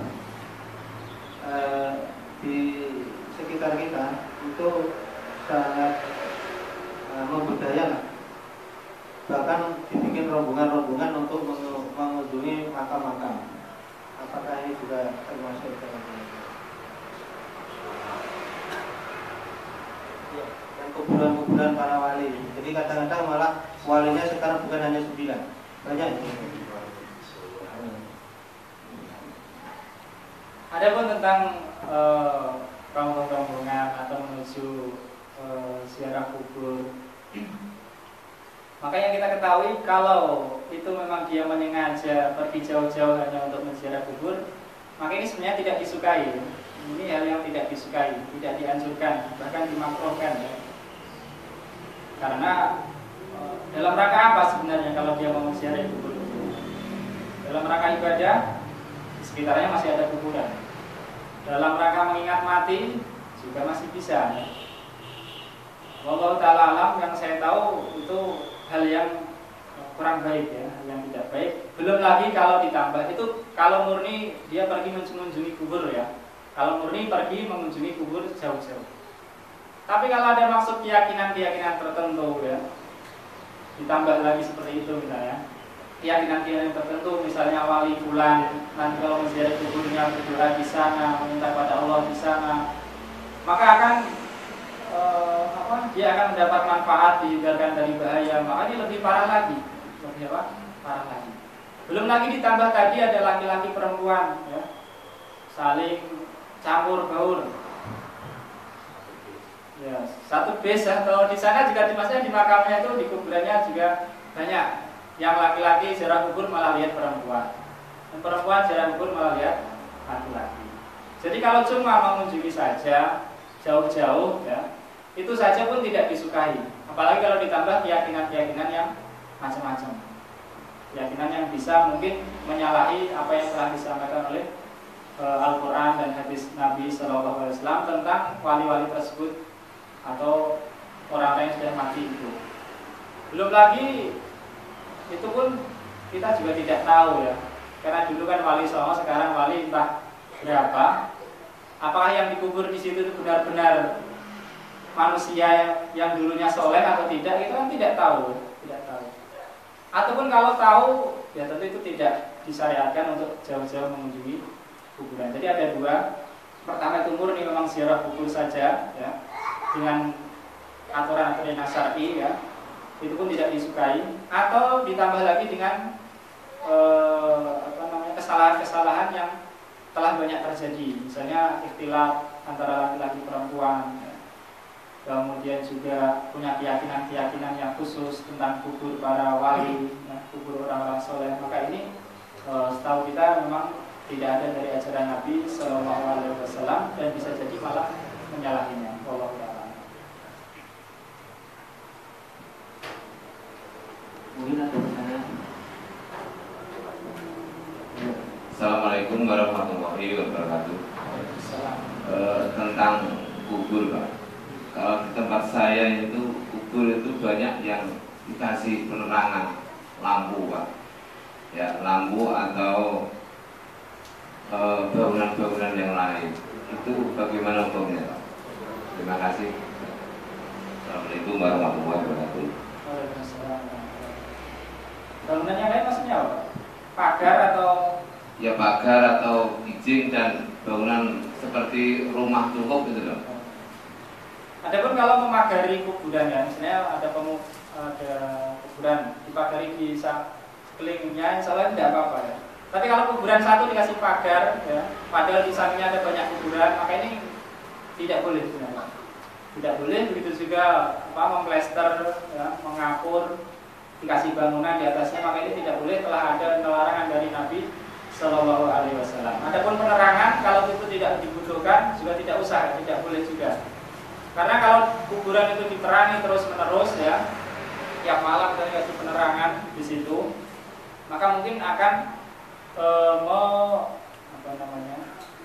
menjadi jalan atau jembatan bagi keyakinan-keyakinan yang tidak baik setelahnya. Jadi penerangan kalau dibutuhkan boleh saja, Pak. Tapi kalau bangunan di atas kuburan tidak boleh. Tapi kalau pagar itu di sekeliling kubur, ya, sekelilingnya maksudnya, ya, itu insya Allah masih boleh, ya, supaya tidak ada hewan masuk, ya, supaya tidak ada gangguan-gangguan. Tapi kalau satu kuburan dikasih pagar, kemudian di sampingnya juga dikasih pagar, itu nanti akan menjadikan orang-orang yang lemah imannya atau tidak tahu menganggap bahwasanya itu kuburan keramat. Oleh karena itu awal-awal Nabi melarang orang berziarah kubur, karena memang keyakinannya orang jahiliyah barangkali seperti itu. Berziarah kubur itu malah menjadi wasilah kepada kesyirikan. Karena itu dilarang oleh Nabi Sallallahu Alaihi Wasallam. Baru setelah para sahabat itu tahu, ya, imannya mantap begitu, maka diperbolehkan ziarah kubur. Allah Taala. Mungkin ada yang lain? Mungkin perlu dijelaskan. Ziarah kubur bagi wanita mungkin ada adabnya. Misalnya kemarin ada yang bertanya. Ziarah kubur bagi wanita. Jadi ziarah kubur bagi wanita sama dengan laki-laki. Tentu kalau wanita itu ada aturan, ya, kalau mau keluar rumah izin walinya atau suaminya. Kemudian juga dia tidak boleh safar sendirian, ya, pergi keluar sendirian. Kemudian juga tidak boleh, itu tadi sudah disebutkan, di sana ada ikhtilat atau campur dengan laki-laki, sehingga laki-laki tadi yang ziarah kubur malah tidak mengambil ibrah pelajaran, tidak mengambil zuhud di dunia, tidak mendapat pahala, malah mendapat dosa. Kemudian juga bagi wanita tidak boleh sering-sering, ya, sebagaimana tahqiq ataupun penjelasan dari sebagian ulama bahwasanya Rasulullah melaknat para wanita yang sering-sering ziarah kubur. Adapun kalau mau masuk makam, pemakaman, dia mengucapkan salam pada ahli kubur. Kemudian juga kalau menjumpai makam orang yang dikenalnya, dia juga mengucapkan salam. Kemudian di sini Imam Al-Qurtubi mengatakan orang itu kalau ziarah kubur datang dari arah kiblat, karena mayit itu dihadapkan ke kiblat. Allah Ta'ala kalau masalah ini apakah ada perbedaan atau tidak saya juga tidak tahu. Karena mayit kan dihadapkan ke kiblat, maka dia datang dari depannya mayit, ya, bukan dari belakangnya, dan memberikan salam. Kalau mayitnya itu dia kenal, ya. Kalau tidak kenal ya tidak. Secara umum saja. Allah Ta'ala. Ini Ustaz, seringkali kekuburan itu membacakan membacakan lalu mayit. Kan ada larangan, mungkin ya, ada larangan membaca Al-Quran di kuburan. Kemudian kalau wanita secara umum kan disuruh melepas sandal, itu kalau wanita Melepas apa? Sandal. Ya, jadi kalau ada kubur kita diperintahkan untuk melepas sandal. Kalau wanita tetap saja diperintahkan untuk melepas sandal. Tapi tidak mesti orang melepas sandal kan kelihatan auratnya, kan masih ada pakaian yang lain. Mungkin karena apa? Bajunya itu panjang atau pakai kaos kaki. Yang jelas dia tetap diperintahkan untuk melepas sandal. Allah Ta'ala alam. Kemudian baca Al-Quran di kubur ini tidak dilakukan oleh Nabi SAW dan para sahabatnya. Cukuplah bagi kita berziarah kubur itu ingin memberikan manfaat bagi mayit, kita berdoa di sana, ya, mendoakan orang yang sudah dikubur. Adapun membaca Al-Quran padanya, maka itu pun tidak dilakukan oleh Nabi dan para sahabatnya. Maka kita tidak usah saja, ya. Karena apa? Karena tujuan kita itu kan mendapat pahala dan memberikan manfaat bagi mayit, ya. Mendapat pahala dan memberikan manfaat bagi mayit. Kita manfaatkan dengan doa-doa saja itu yang sudah dicontohkan Nabi, yang insya Allah itu benar sesuai sunnah. Adapun membaca Al-Quran maka itu tidak dilakukan. Allah Ta'ala tentang hukumnya, apakah diperbolehkan atau tidak. Ada yang mengatakan itu tidak diperbolehkan, karena Nabi tidak mengajarkan seperti itu. Atau tujuan lainnya itu dia memperoleh manfaat dari ziarah kuburnya tersebut. Oleh karena itu hendaklah seorang muslim, ya, berhenti ataupun bertawakuf dengan apa yang diajarkan oleh Nabi-Nya Shallallahu Alaihi Wasallam. Juga tentang apa? Menaburkan bunga, ya, menaburkan bunga di kubur, ya. Bahwasanya Nabi dulu pernah melewati kuburan dua orang yang sedang disiksa, ya. Nabi tahu, tapi kalau kita nggak tahu, ya. Kemudian Nabi menancapkan di sana pelepah kurma yang dibelah menjadi dua, dan Nabi mengatakan semoga ini akan memberi manfaat bagi keduanya selama pelepah kurma ini belum kering, ya, selama masih basah. Para ulama mengatakan ini adalah khusus bagi Nabi, khusus bagi Nabi. Yang pertama, Nabi tahu kuburan itu sedang disiksa penghuninya. Kemudian yang kedua, itu memang urusan Nabi Shallallahu Alaihi Wasallam meletakkan pelepah kurma. Tidak bisa dikiaskan dengan bunga, ya, tidak bisa dikiaskan dengan bunga. Maka tidak perlu kita menaburkan bunga di atas kuburan orang. Yang penting itu orang yang dikubur mayitnya itu mendapat manfaat dari doa kita, ya, bukan mendapat manfaat dari bunganya, ya. Kalau Nabi, ya, karena itu Nabi, memang kedudukan Nabi, dan Nabi tahu orang yang dikubur itu mendapat siksa waktu itu, ya. Yang satu itu karena Nabi mas, dan yang satu itu karena tidak bersih dalam istinja. Maka oleh karena itu kita memandang sebaiknya tidak perlu menaburkan bunga di atas kuburan. Kalau dalam kampung dari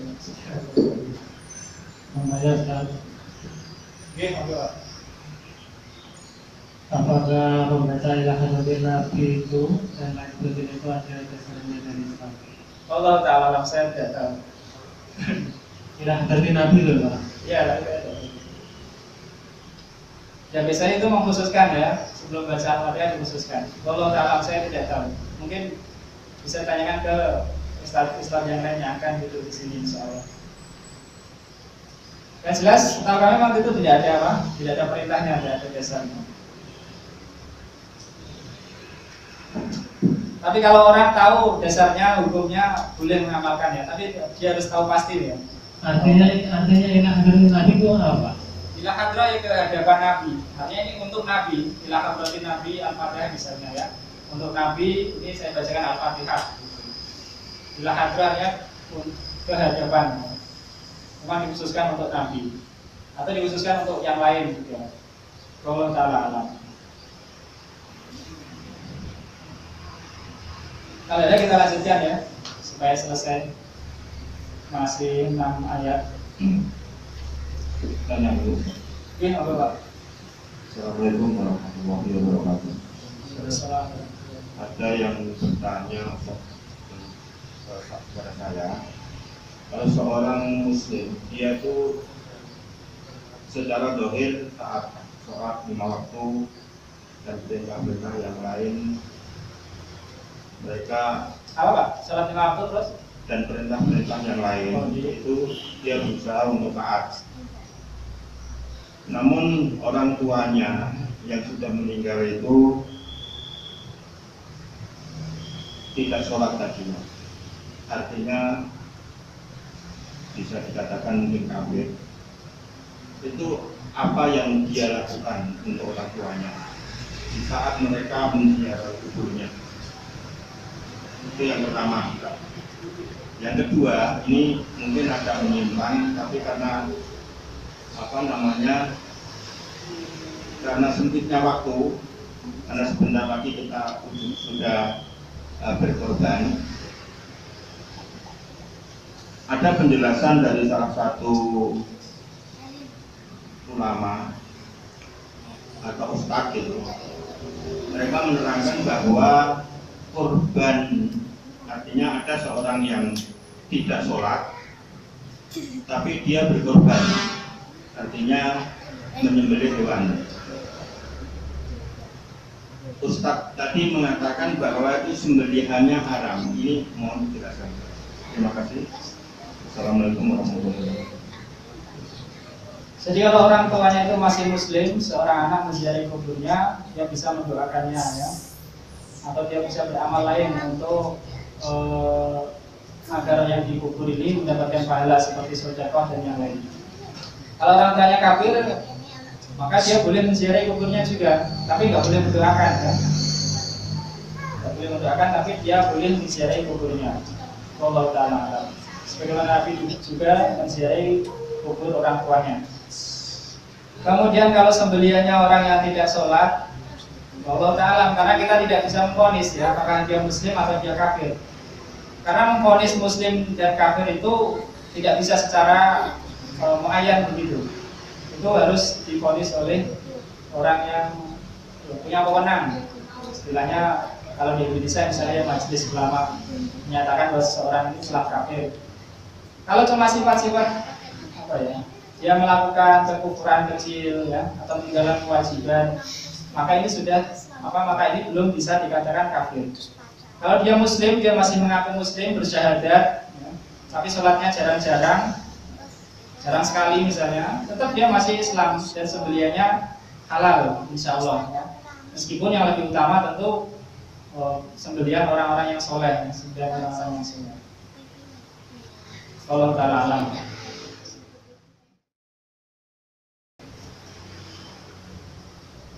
Allah berfirman dalam ayat selanjutnya, kalla saufa ta'lamun summa kalla saufa ta'lamun. Diulangi 2 kali yang artinya kalla saufa ta'lamun. Kelak kalian akan mengetahui. Summa kalla, kemudian kalla juga. Saufa ta'lamun, kelak kalian akan mengetahui. Para ulama berbeda pendapat apa maksud dari kata kalla di sini.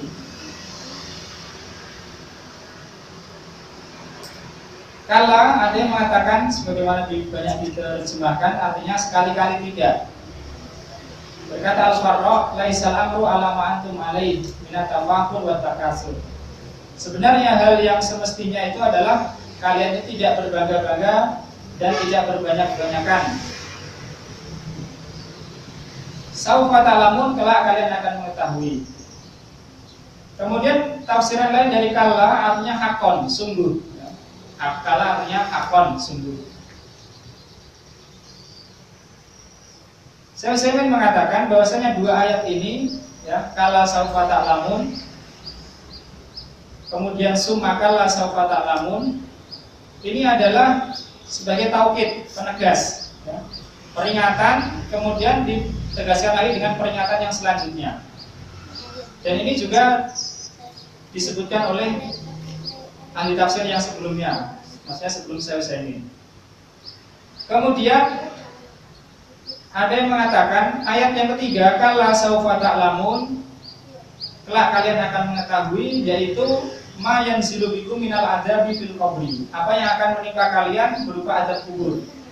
Ayat yang ketiga, kelak kalian akan mengetahui apa yang akan kalian temui berupa azab kubur.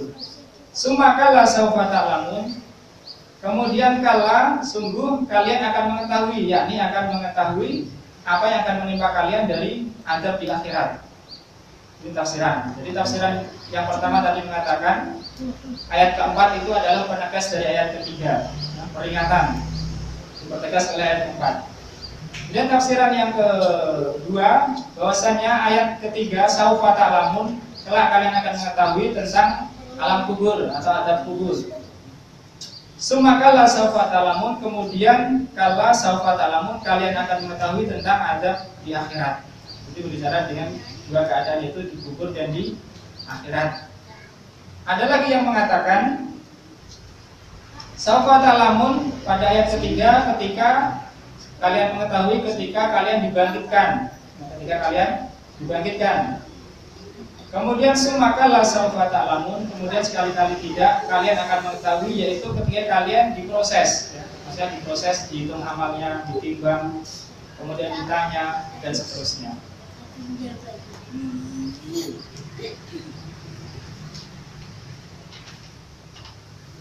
Jadi itu ayat yang ketiga dan keempat. Sebagaimana diriwayatkan dari Ali bin Abi Thalib, dikeluarkan oleh Imam Tirmidzi, tapi di sini gharib. Ali radhiyallahu anhu berkata, "Kunna nasyukku fi adzabil qabri hatta nazalat hadhihi surah." Dahulunya kami tidak yakin tentang azab kubur sampai turun surah ini. Maksudnya Ali bin Abi Thalib tidak yakin itu bukan berarti Ali ragu apa yang datang dari Al-Quran, bukan. Karena belum ada dalil yang jelas yang tegas tentang azab kubur. Orang-orang masih menyangka-nyangka waktu itu, ya. Orang-orang Yahudi mengatakan ada azab kubur. Tapi orang-orang Muslim, ya, belum mendapat keterangan yang pasti. Maksudnya itu adalah ragu di sini. Sampai turun surah ini, yaitu surah At-Takasur, ya.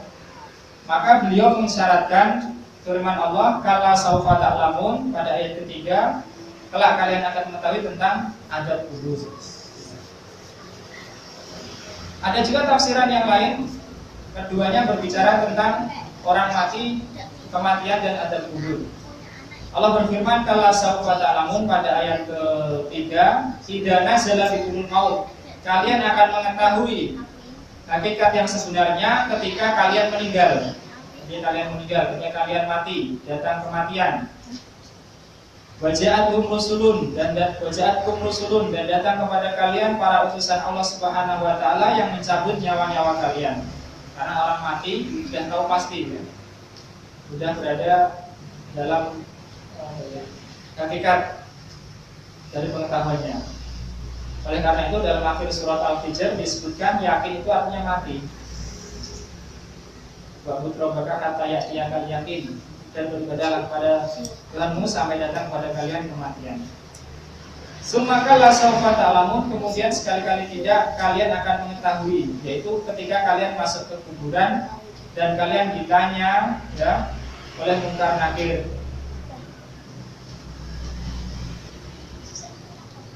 Imam Al-Qurtubi mengatakan bahwasanya ayat ini mengisyaratkan bahwasanya orang yang dikubur itu akalnya akan dikembalikan lagi. Jadi orang yang sudah mati di alam kubur, akalnya akan dikembalikan lagi. Kenapa? Karena dia akan ditanya. Kalau akalnya nggak dikembalikan, bagaimana dia bisa tahu ada pertanyaan, bisa jawab pertanyaan? Sebagaimana di dunia, dia bisa memahami sebagaimana di dunia dia bisa memahami, sehingga dia mengerti pertanyaan itu, selanjutnya bisa menjawab atau tidak.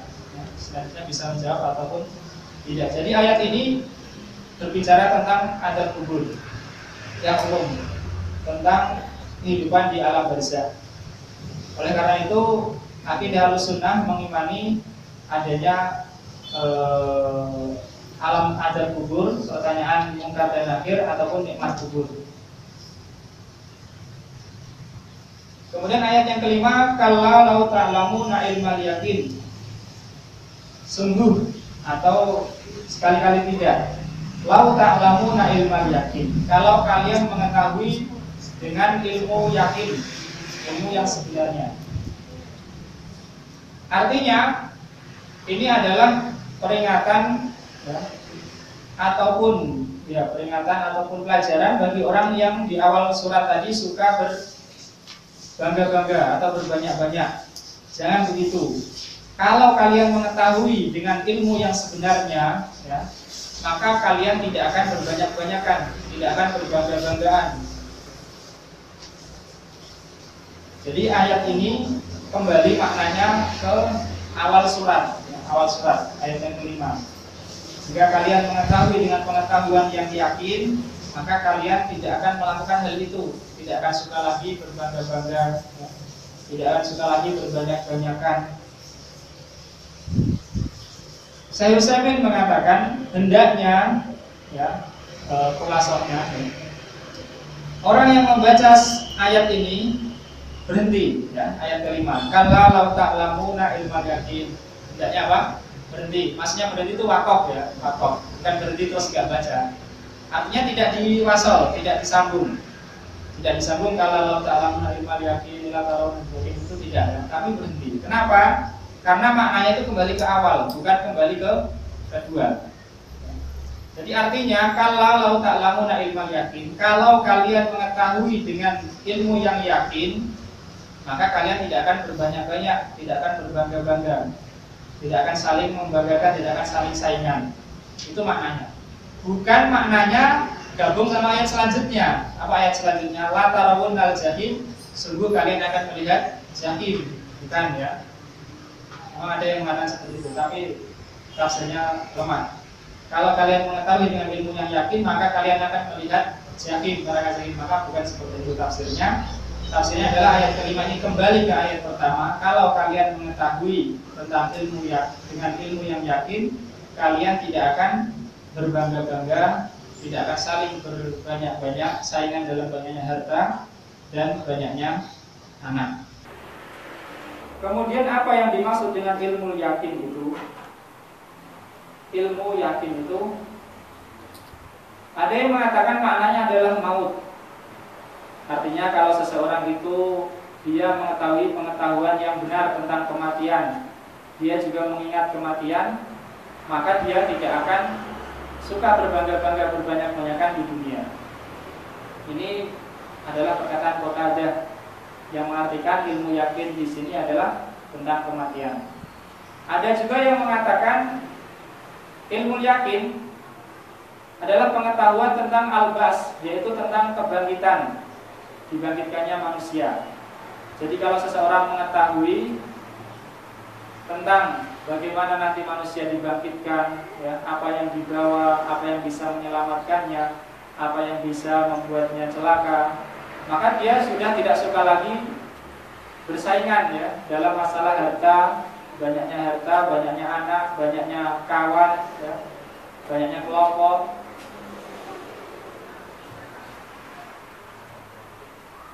Itu adalah tafsirannya. Kemudian firman Allah selanjutnya, la tarawunnal jahim, sungguh kalian akan melihat al-jahim, nama dari nama-nama neraka. Sungguh kalian akan melihat jahim.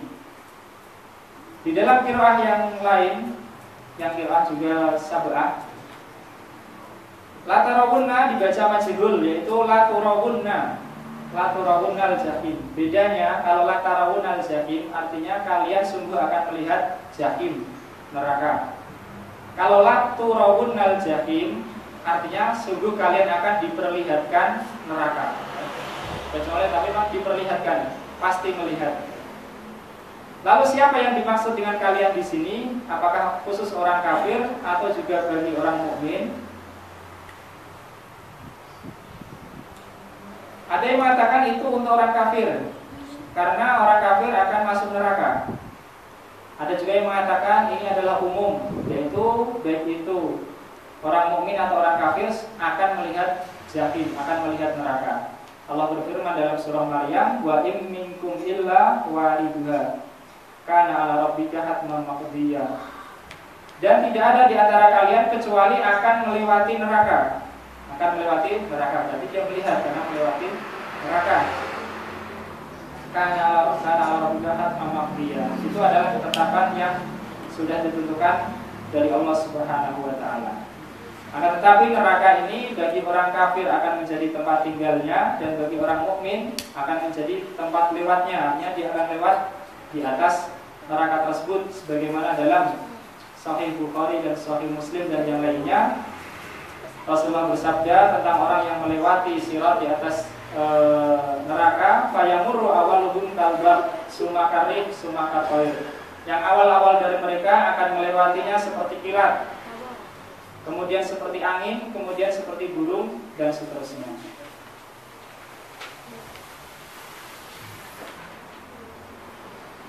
Kemudian hubungan ayat ini ya dengan tema surah At-Takasur adalah peringatan selanjutnya ya, peringatan selanjutnya bagi orang yang berbanyak-banyak berbangga-bangga sehingga melalaikan dari ketaatan kepada Allah Subhanahu wa taala, bahwasanya dia akan melihat neraka ya.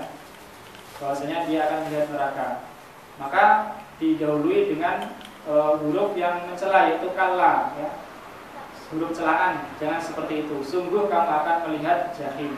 Artinya kalau kamu melihat jahim, jangan sampai terjatuh ke neraka karena sebab kalian berbangga-bangga, berbanyak-banyak saingan dalam masalah harta, sehingga lalai dari ketaatan kepada Allah Subhanahu wa taala. Dan ayat yang terakhir, summalatus alunna yauma idzin 'anil na'im. Kemudian sungguh kalian akan ditanya pada hari itu tentang kenikmatan. Tentang kenikmatan. Sungguh kalian akan ditanya pada hari itu tentang kenikmatan.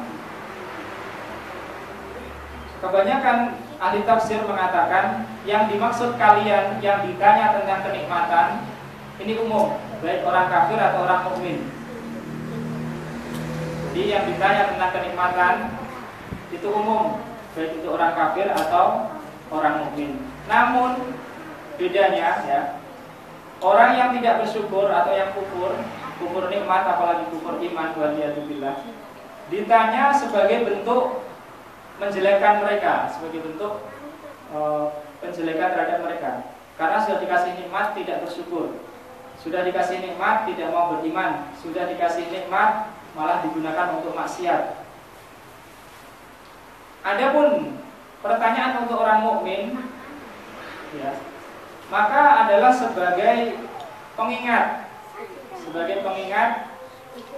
agar dia mengakui nikmat Allah Subhanahu wa taala, kemudian disempurnakan nikmat itu oleh Allah Subhanahu wa taala. Tapi ini bagi yang bersyukur ya, tidak mesti semua mukmin. Karena ada juga mukmin yang kurang bersyukur. Artinya ditanya dulu, kamu sudah dikasih, saya kasih begini, kemudian dia bersyukur, sekarang saya tambah nikmat, kemudian dimasukkan ke surga. Jadi supaya ingat orang mukmin akan nikmat yang diterimanya di dunia. Ini bagi yang bersyukur. Kalau yang kufur, maka pertanyaan tersebut adalah karena atau sebagai bentuk pencelaan terhadap orang tersebut. Kemudian kenikmatan apa yang ditanya di alam akhirat? Maka para ulama banyak mengatakan atau banyak menafsirkan tentang hal ini. Sebagaimana tadi kita katakan di awal, para ulama tafsir dulu biasa menafsirkan itu dengan memberi contoh. Menafsirkan dengan apa? Memberi contoh. Kenikmatan yang ditanya, mereka menjelaskan dengan contoh. Sampai-sampai Imam Al-Qurtubi membawakan ada 10 pendapat apa kenikmatan yang ditanya itu di alam kubur, di akhirat. Yang pertama, Ibnu Mas'ud mengatakan kenikmatan yang ditanya itu adalah keamanan dan kesehatan. Dikasih keamanan, dikasih kesehatan, digunakan untuk apa? Yang kedua, berkata Sa'id bin Jubair, Kenikmatan tersebut adalah kesehatan dan waktu luang. Kesehatan dan waktu luang. Yang tadi kesehatan dan keamanan, sekarang kesehatan dan waktu luang. Akan ditanya. Jadi orang mukmin, semoga Allah Subhanahu wa taala memberi taufik kepada kita, bisa nggak nanti mempersiapkan jawaban ketika ditanya oleh Allah, kesehatanmu digunakan untuk apa? Waktu luangmu kau gunakan untuk apa? Kemudian negeri yang aman ini, alhamdulillah, kamu gunakan untuk apa? Kemudian ada yang mengatakan lagi dari Ibnu Abbas, kenikmatan yang ditanya tersebut adalah kenikmatan indera, baik itu pendengaran, penglihatan maupun indera perasa. Ya. Dan dalilnya adalah firman Allah Ta'ala dalam surah Al-Isra, Inna sam'a wal basara wal fu'ada kullu ulaika kana anhu mas'ula. Sesungguhnya pendengaran, penglihatan dan hati, semua itu dia akan ditanya. Semua itu dia akan ditanya. Kullu ulaika kana anhu mas'ula, yang ditanya itu bukan pendengaran, penglihatan dan hatinya, tapi yang ditanya orangnya. Dalilnya adalah firman Allah, kana anhu mas'ula. Karena kana ini untuk mufrad. Padahal sebelumnya Allah berfirman kullu ulaika. Ulaika berjama. Kullu ulaika kana anhu mas'ula. Yang ditanya satu. Jadi ditanya orangnya, pemilik dari kenikmatan tersebut. Kemudian yang keempat, dari Zaid bin Abdullah Al-Ansari, dia mengatakan kenikmatan yang ditanya itu adalah maladul ma'kul wal masyrub, yaitu kenikmatan makanan dan minuman akan ditanya oleh Allah Subhanahu wa taala. Ada lagi yang mengatakan Hasan Al-Basri, al-ghuda wal asya, yaitu kenikmatan bisa makan pagi dan makan malam. Itu juga akan ditanya oleh Allah Subhanahu wa taala menurut Hasan Al-Basri.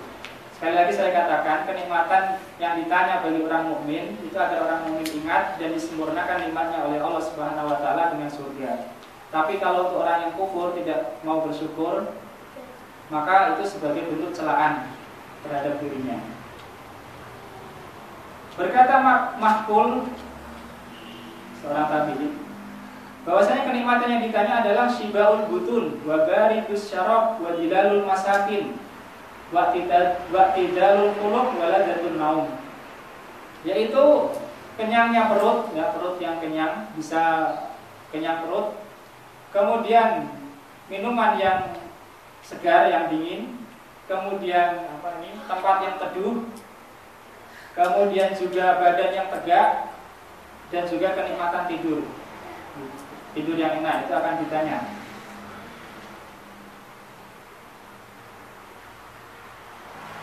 Kemudian ada lagi yang mengatakan bahwasanya kenikmatan yang di sini itu adalah bukan kenikmatan sebagaimana yang telah disebutkan tadi. Yang dimaksud sumalatus aluna yaumaidin anin naim, sungguh pada hari itu kalian akan ditanya tentang kenikmatan, adalah kenikmatan diutusnya Nabi Muhammad SAW. Akan ditanya. Dan ini pasti ya, karena setiap Rasul akan ditanya dan setiap umat pun akan ditanya. Dan diutusnya Nabi Muhammad itu juga nikmat ya, bahkan nikmat yang terbesar. Itu kenikmatan akan ditanya apakah dia mau beriman atau tidak. Dan ada lagi yang mengatakan kenikmatan yang akan ditanya itu adalah kenikmatan taisirus syariah, yaitu kemudahan syariat. Karena kita ketahui syariat Islam itu dibuat oleh Allah Subhanahu wa taala atau dijadikan Allah mudah ya. Akan ditanya tentang syariat yang mudah ini. Kalau sudah dikasih syariat yang mudah saja itu masih tidak melaksanakan atau bahkan malah mempersulit dirinya sendiri ya, atau mencari syariat yang lain, mencari aturan-aturan yang lain juga akan ditanya. Ini adalah khulassah ataupun ringkasan dari perkataan para ulama ahli tafsir tentang kenikmatan yang akan ditanya, yaitu meliputi kenikmatan dunia dan kenikmatan agama diutusnya Nabi Muhammad SAW dan juga kemudahan dalam syariat Islam. Namun pertanyaannya, bagi orang yang bersyukur akan disempurnakan kenikmatannya dengan surga, dan bagi yang orang kufur itu adalah sebagai bentuk celaan dan sebagai hujah atas dirinya. Wallahu ta'ala a'lam. Ini yang kita bisa sampaikan dari tafsir surah Al-Humazah, surah At-Takasur, bukan surah At-Takasur.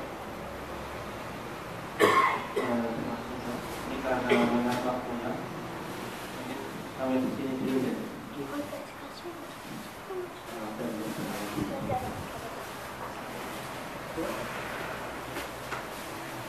Oke, kita tutup yang berlaku majelis bahan dalam menghadap kita sudah.